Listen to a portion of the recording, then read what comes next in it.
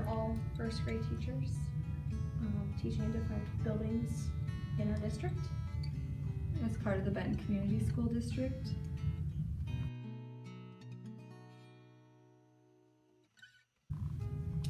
Well, I think one thing this year that benefited the first grade team and probably everybody in the district is we have a new literacy program.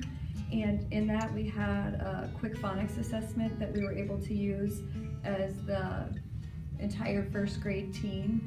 And then we were able to adapt that to make sure it had a dictation piece. And so we were able to use it in that manner. So we just went through our benchmark curriculum and pulled out specific skills that we wanted to make sure we got to, and each kind of broke it down by trimester, but also had the end goal in mind for end of the year first grade expectations. And so we went through with the scoring process, and it really helped us make sure that we were focusing on what we wanted our students to master, or the expectations we wanted them to meet, and what constituted progressing or an area of concern. So the CFA is guided in, depending on how the students did on the CFA, was kind of how we guided our instruction further. So to assist in clarifying the levels, we knew exactly where to go with students to progress them and to make sure that they were able to do the next skill. And before they mastered that skill, we had to make sure they did understand it. And for us, we're at the same building, so we were able to group kids according to their abilities and what their focus skill needed to be, and then arrange students so that maybe I had some of her students and she might have some of my students, so that we were able to meet those specific skills and reach all the students. And it's very similar in my building as well. We really used that CFA to help us determine where they were, where they needed to go for our MTSS groupings. And also we do kind of a blended guided reading approach. So my teaching partner and I really meet to talk about where they are related to this CFA, so we know next steps with instruction.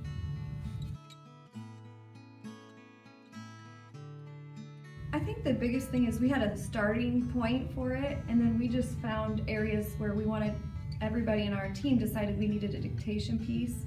So we were able to use that and then just add the dictation piece along with that, and then able to set up our scoring guide accordingly to what we thought as our mastered, proficient, and area of concern.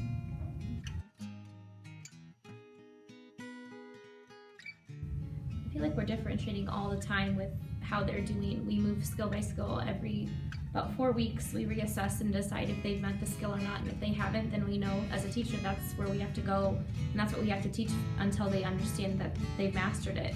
And then we move on in the CFA or the QPA, and along with the CFA, and test the next skill and kind of see, did they learn that, did they not?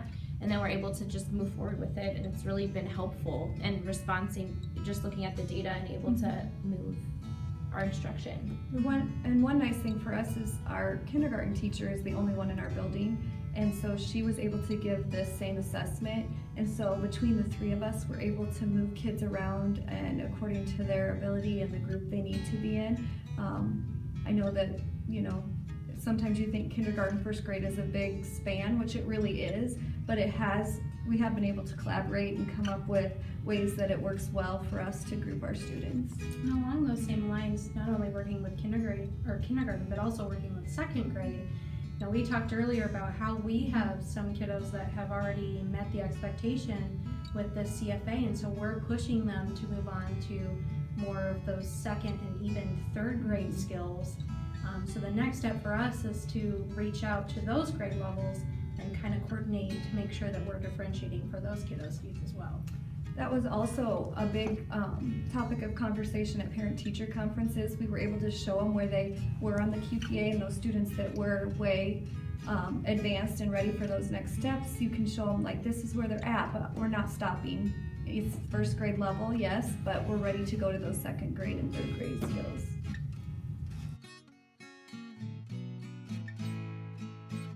Well, and for us, the logistics of us being all over the place has always been a difficult thing.